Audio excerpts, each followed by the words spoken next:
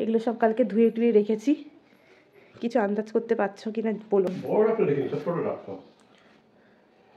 এই দেখো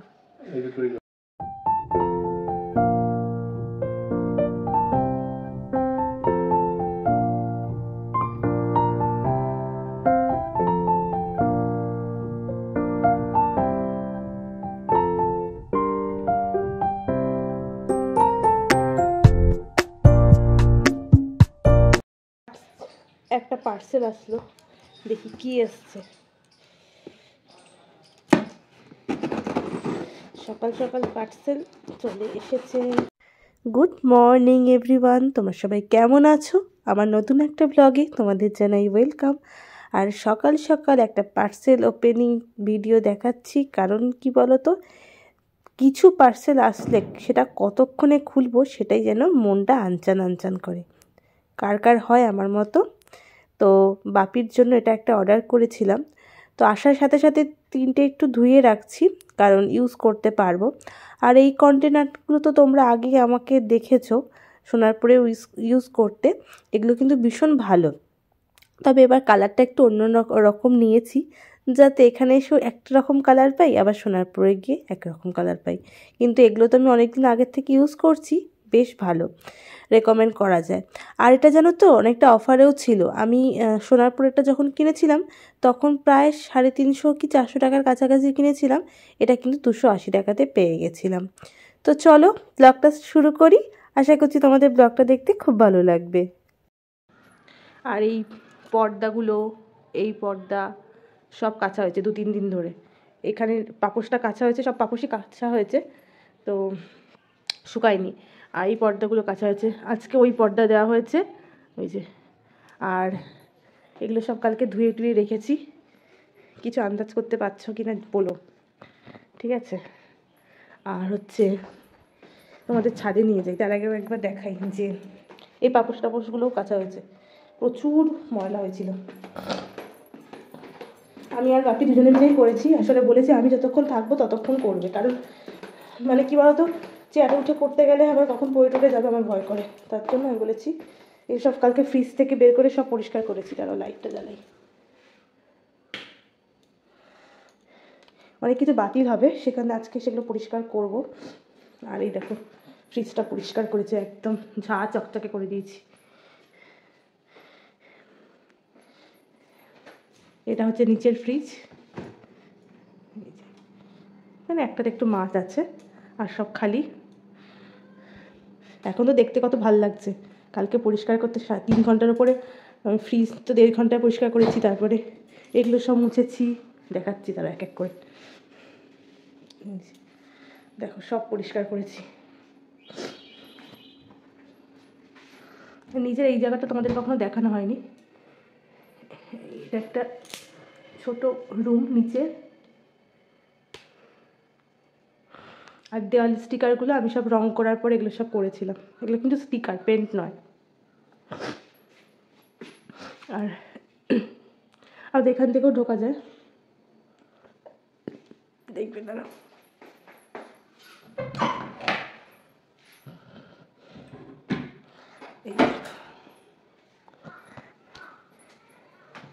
কালকে জানলাগুলো, দরজা জানলা সব পরিষ্কার করেছি। আজকে শঙ্করী দিয়ে এসে আবার ঘরটা পরিষ্কার করেছে। তাও এইখানে বাইরে যাতায়াত হয় তো, এখানে কালকে সব জুতো টুতোগুলো ছিল সব, মানে কি একটা ছোপ ছোপ পড়ে গেছিলো, তারা নিচ্ছে না। তা পরিষ্কার করেছে, আর 2 দিন ঠিকঠাক করে পরিষ্কার করতে পারলে ভালো লাগবে। কালকে এই ওটিজিটা আমাকে দেখা যাচ্ছে, এই ওটিজিটা কালকে পরিষ্কার করেছি। ভেতরের এগুলো সব পরিষ্কার করা হয়নি, তবে বাইরেটা সব করেছি। এই যে এইখান থেকে সিঁড়িটা দেখলে এরকম, এই সিঁড়িতে যেই স্টিকারগুলো দেখছো এগুলো সব আমি লাগিয়েছিলাম। তবে একজনকে ডাকা হবে, দেখো দেওয়ালে কীরকম ময়লা হয়েছে, এগুলো সব পরিষ্কার করতে। বাবা বেরিয়েছিল, আসছে। মেনলি এখান থেকেই ঢুকতে দেখো তোমরা, কিন্তু এখানেও একটা গেট আছে। আসো আসো। এই ডাবগুলো 60 টাকা করে নিল বাপি, কচি তো। তো বাবা একজনের কাছ থেকে ডাব নেয়, দেখো কত বড় বড় ডাব, 60 টাকা করে। এগুলো মোটামুটি 80-90 করে বিক্রি হবে অন্য জায়গায়।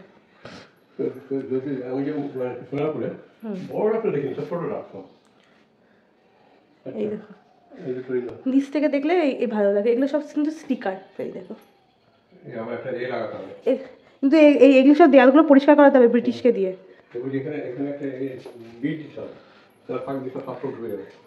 এইখানটা বিট দিলেই তো হয়ে গেল। এই তো এইখানটা, এই ওপরে এই জায়গাটা একটা, এই যে এই জায়গাটা, এই জায়গাটা না না না এইখান থেকে এখানে দিতে হবে, আর নাহলে চওড়া করে দিতে হবে।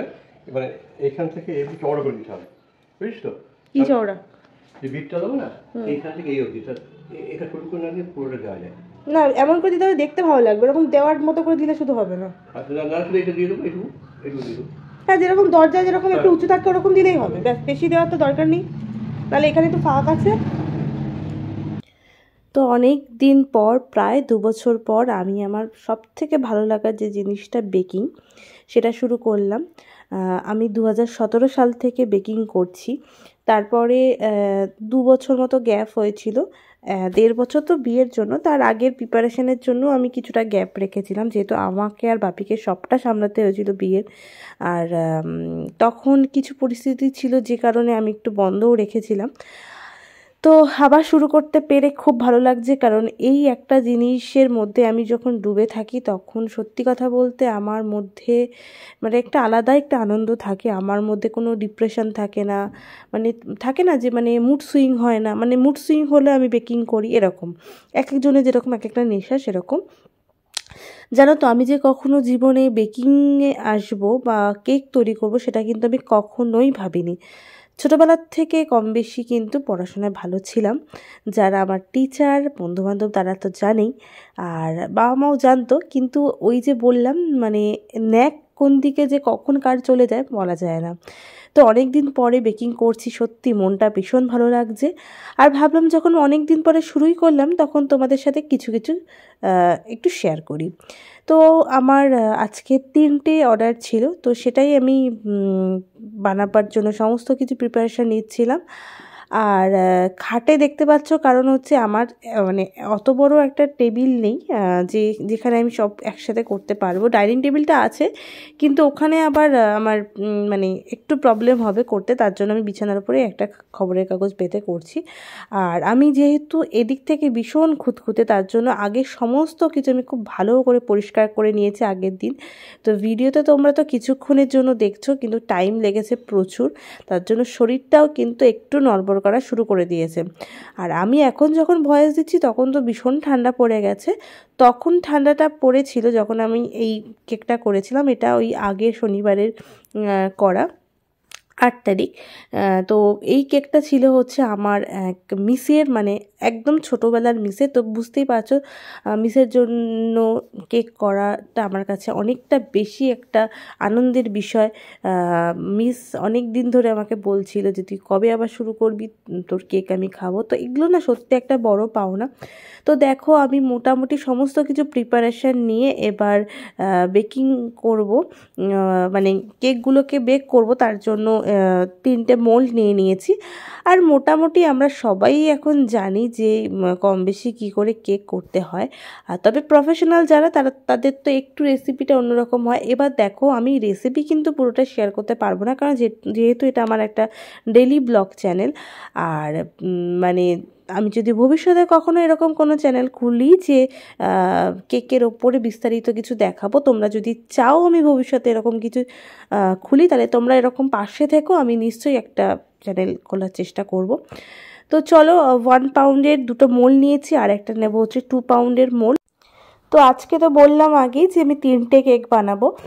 তো আমি একটা ভ্যানিলা বেস বানাবো আর 2টো চকলেট বেস বানাবো। তার জন্য 1 পাউন্ডের একটা মোলে ভ্যানিলা বেস করব।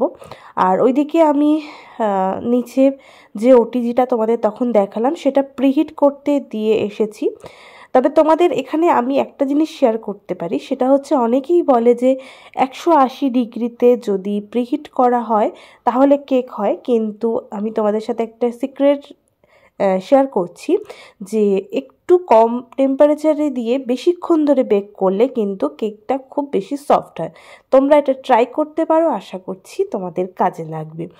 এই ছোট ছোট টিপসগুলো কি বলো তো, বেকিংয়ে অনেকটা হেল্প করে। আমিও শিখেছি আমার টিচারের থেকে। আর আস্তে আস্তে করতে করতে সব তো হাতে ধরে কেউ শেখায় না, কিন্তু ওই আস্তে আস্তে করতে করতে কিন্তু অনেক কিছু শেখা হয়। আর দেখো আমার ব্যাটারটা যে কত সুন্দর প্রিপেয়ার হয়েছে, সেটা তোমরা যখন আমি বেস কেকটা বের করে দেখাবো তখন কিন্তু তোমরা বুঝতে পারবে। আশা করছি তোমাদের এই ব্লগটা খুব ভালো লাগছে। এতক্ষণ অবধি যারা ভিডিওটা দেখছো তাদেরকে অসংখ্য ধন্যবাদ। আর যারা আমার ভিডিওটা ভালোবেসে লাইক শেয়ার কমেন্ট করছো তাদেরকে তো অনেক অনেক ভালোবাসা। যারা নতুন বন্ধু হয়ে আছো তাদেরকে রিকোয়েস্ট করব তারা প্লিজ চ্যানেলটাকে সাবস্ক্রাইব করে দিও, আর পাশে থাকা বেল আইকনটিকে যদি প্রেস করে দাও তাহলে সবার আগে নোটিফিকেশানটা কিন্তু তোমরা পেয়ে যাবে। তো জানি তোমাদের একটু কমপ্লেন আছে আমার প্রতি, কারণ আমি বেশ অনেক দিন ভিডিও দিইনি, জানো তো, একদম রেগুলার হতে পারছি না, সেটা কিন্তু আমাকে আস্তে আস্তে করতে হবে। তো চলো, আমাদের হয়ে গেছে ব্যাটার রেডি। এই যে দিয়ে দেবো এবার, প্রিহিট করে নিয়েছি আগে।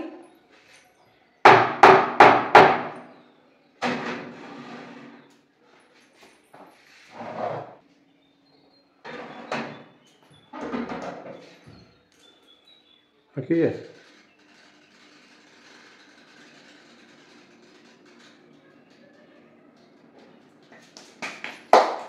এবার 40 মিনিট পরে দেখবো কি হয়। তো এদিকে কেকটা হতে থাক, ততক্ষণ যে বাসনগুলো জমেছিল কেকের জন্য সেগুলো আমি চটপট করে মেজে নিই। আমি আমার নিজের কাজ নিজে করতেই বেশি পছন্দ করি। তোমরা এতদিনে আমার ভিডিওতে দেখে সেটা বুঝেছো, যতটা হেল্প না নেওয়া যায়। আর এইদিকে সমস্ত কিছু ভালো করে মুছে টুছে এবার জায়গাতে তুলে দেবো। কাটবো,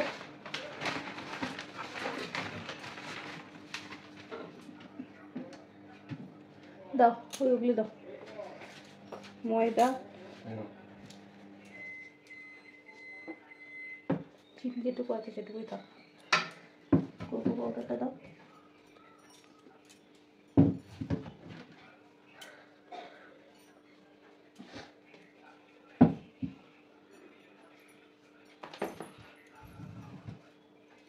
আর কি আছে?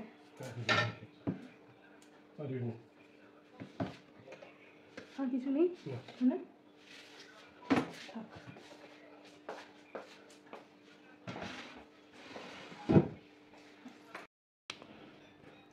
আপাতত এইটুকুই গুছিয়ে রাখলাম, তারপরে যেই কন্টেনারগুলোতে বিট করছিলাম সেগুলো সব রাখবো, পেপার দিয়ে রাখলাম।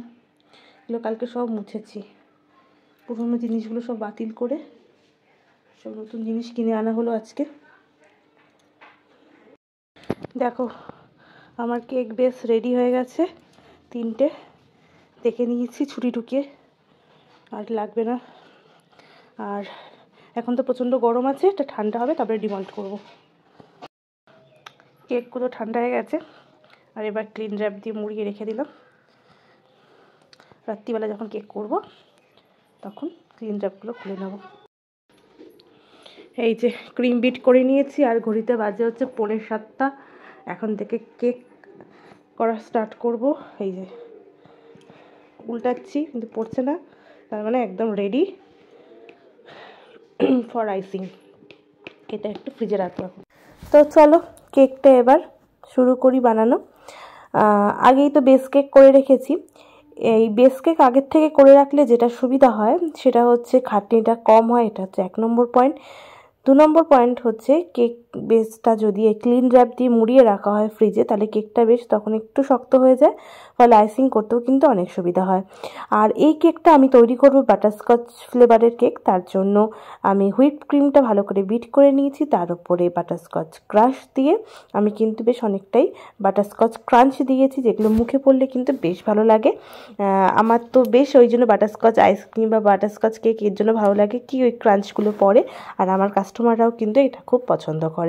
তো তোমরা দেখছোই আমি কতটা ভরে ভরে দিচ্ছি। আর প্রথমে 3টে লেয়ারকে আলাদা আলাদাভাবে কেটে নিয়েছি, আর প্রত্যেকটা লেয়ার কিন্তু আমি ভালোভাবে সুগার সিরাপ দিয়ে দিয়েছি যাতে কেকটা ভালোভাবে ময়েস্ট হয়। আর তো এবার আমি ভালো করে ক্রাম কোট করে নেব। আর এই ক্রাম কোট করাটা কিন্তু ভীষণভাবে জরুরি। ক্রাম কোট ভালো করে না করলে যে গুঁড়ো গুঁড়ো ভাবগুলো থাকে কেকে সেগুলো কিন্তু পরে উঠে আসে, আর আইসিং করতেও কিন্তু অসুবিধা হয়। তো আমি কেকটা মোটামুটি 30 মিনিটস মতো ক্রাম কোট করে ফ্রিজে রেখে দিয়েছিলাম, নর্মাল ফ্রিজে। তারপরে অন্য কেকগুলো করছিলাম। এবার লাস্টে ফাইনাল যে ডেকোরেশনটা করব সেটা করার জন্য দেখো মানে নজেল ইউজ করলাম। এটা একদম সিম্পল কেক করছি। আমাকে মিস আমার নিজের মতো করেই করতে বলেছিল, তো আমি সিম্পলের ডিজাইনের মধ্যেই কিছু একটা করার চেষ্টা করেছিলাম। আর ক্রিম দিয়েই আমি কিন্তু হ্যাপি বার্থডে যে নামটা বলেছিল সেটা লিখে দিয়েছি। তো তোমরা জানিও যে কেকটা সিম্পলের মধ্যে কেমন কি হয়েছে। আর এই ছোট্ট ছোট্ট বলসগুলো দিয়ে দিচ্ছি যাতে কেকটা কে দেখতে আরও বেশি সুন্দর হয়। তো আমি কালকে সকালবেলা ডেলিভারি দেব, তার জন্য এখন থেকেই কেকটা রেডি করে নিয়েছি। আর আমার অন্যদিকে যে চকলেট কেকটা সেটাও কিন্তু রেডি হয়ে গেছে। সেটার ডিটেলস আমি আর এই ব্লগে দেখালাম না, পরে কোনো দিনও নিশ্চয়ই আবার অন্য একটা ফ্লেভারের কেক নিয়ে আসবো। তো ভিডিওটাও আজকে এখানে শেষ করছি। তোমরা জানাবে যে আজকের ভিডিওটা তোমাদের কেমন লাগলো। এরকম নিত্য নতুন ভিডিও, ইন্টারেস্টিং ব্লগ যদি তোমরা দেখতে চাও তারা কিন্তু অবশ্যই আমার পাশে থেকো। আর পরের দিন দেখা হচ্ছে নেক্সট একটা ভিডিওর সাথে। ততক্ষণ অবধি তোমরা সবাই খুব ভালো থেকো, সুস্থ থেকো। আর আমাদের ভিডিওগুলো কেমন লাগছে সেটা কিন্তু অবশ্যই কমেন্ট করে জানিও। তো চলো আজকের মতো টাটা।